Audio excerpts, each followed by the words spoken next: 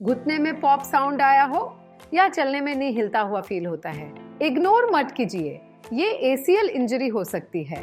ये injury mostly players, gym lovers, dancers या किसी गिरने मुड़ने वाली मूवमेंट में होती है। ACL घुटने को स्टेबल रखने वाला सबसे इम्पोर्टेंट लिगामेंट है। अगर टाइम पर इलाज ना हो तो लाइफ टाइम नी वीकनेस और आर्थराइटिस का रिस्क बढ़ जाता है।